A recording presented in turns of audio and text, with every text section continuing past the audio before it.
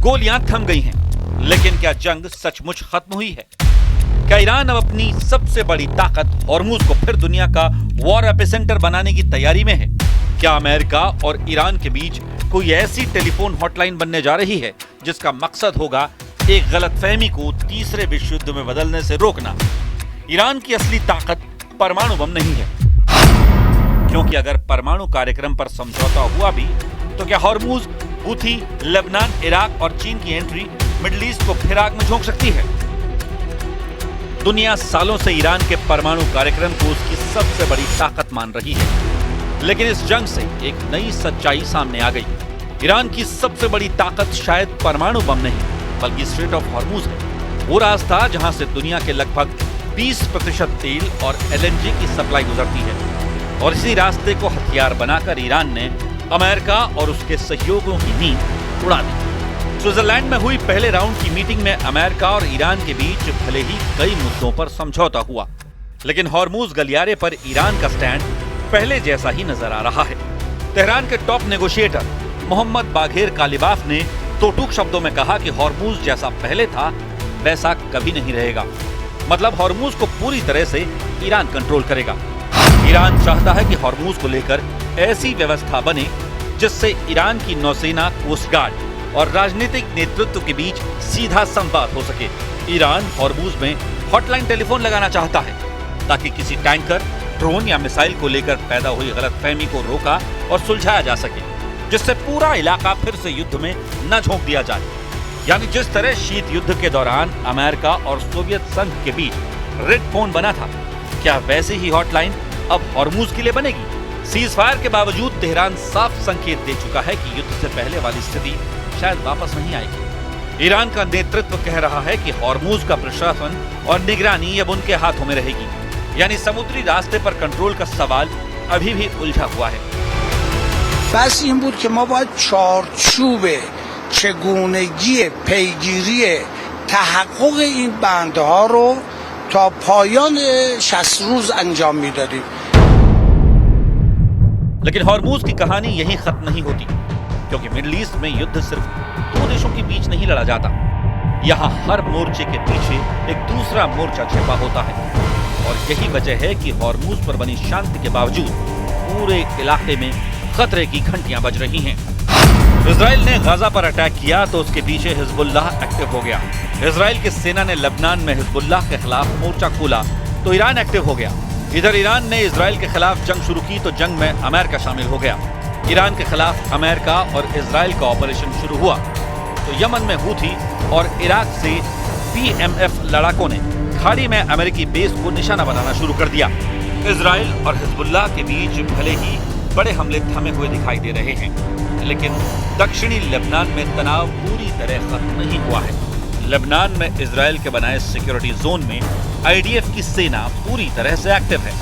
Israel के सैन्य ठिकाने अभी भी अलर्ट मोड पर हैं, और अगर यहाँ कोई फिर से बड़ा धमाका होता है तो उसका असर सिर्फ बेरूत तक सीमित नहीं रहेगा।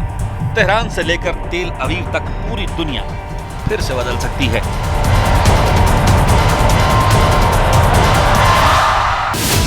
ईरान पर हुए हमले के बाद मार्च में हूथियों ने इजराइल पर बैलिस्टिक हमला कर दिया था। आईआरजीसी और हिजबुल्लाह के साथ तालमेल करते हुए हर फ्रंट पर जंग लड़ने का ऐलान कर दिया।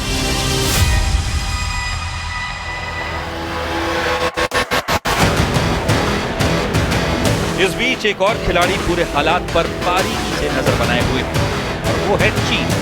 क्योंकि चीन सिर्फ ईरानी तेल का सबसे बड़ा खरीदार ही नहीं, बल्कि पश्चिम एशिया में अपना प्रभाव बढ़ाने का मौका भी तलाश रहा है। अगर वॉशिंगटन और तेहरान के बीच फिर दूरी बढ़ती है तो बीजिंग खुद को एक ऐसे साझेदार के रूप में पेश कर सकता है जो बिना युद्ध के भी अपना खेल खेलना जानता है। अभी हालिया रिपोर्ट में चीन के एक्सपर्ट्स ने तो इस जंग में अमेरिका को हारा हुआ बता दिया था। चीन ने दावा किया कि अगर युद्ध के बाद भी ईरान की सत्ता बची हुई है, अगर उसके प्रॉक्सी अभी भी एक्टिव है और आखिर में अमेरिका को ही समझौता करना पड़ा, तो क्या ट्रंप अपना मकसद हासिल नहीं कर पाए? और क्या ये अमेरिका की सबसे बड़ी हार में से एक है?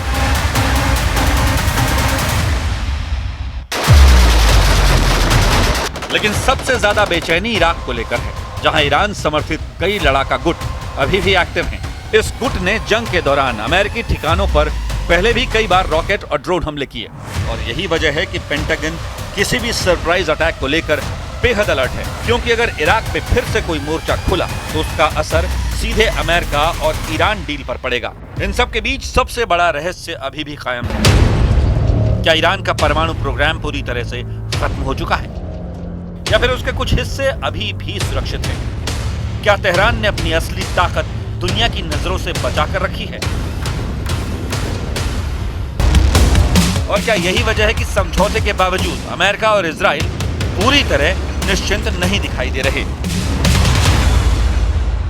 آغاز مذاکره در مورد این دو موضوع منوط به اجرای بندهای مشخصی از یادداشت تفاهم هست. ما داریم تلاش می‌کنیم برای اینکه همه این بندها به عنوان پیش زمینه‌های شروع مذاکرات محقق بشه. بخشش محقق شده، بخشش در حال. यही वजह है कि सवाल सिर्फ हॉर्मूज का नहीं है, सवाल उस पूरे इलाके का है जहां बंदूकें शांत होने के बाद भी बारूद जिंदा रहता है, जहां सीज फायर के बाद भी मिसाइलें साइलेंट मोड में एक्टिव हैं,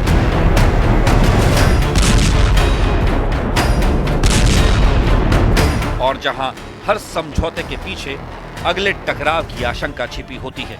तो क्या हॉर्मूज में बनने वाली हॉटलाइन तीसरे विश्व युद्ध को टालने का जरिया बनेगी, या फिर इतिहास एक बार फिर साबित करेगा कि मिडिल ईस्ट में शांति अक्सर अगले तूफान से पहले की खामोशी होती है?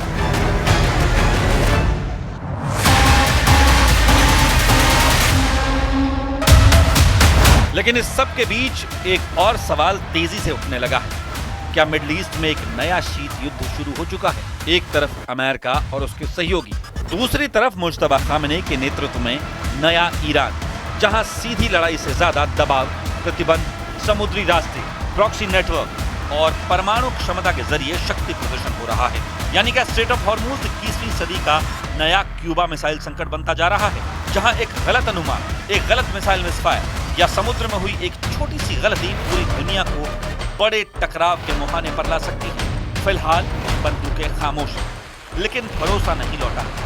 मिसाइलें शांत हैं, लेकिन खतरा खत्म नहीं हुआ है। और यही वजह है कि सवाल अभी भी जिंदा है। क्या अमेरिका और ईरान के बीच हुई डील वाकई शांति का समझौता है, या फिर दूसरे राउंड से पहले का सिर्फ एक युद्ध विराम? क्योंकि मिडिल ईस्ट में इतिहास गवाह है, यहाँ जंग खत्म नहीं होती, सिर्फ अपना चेहरा बदलती है।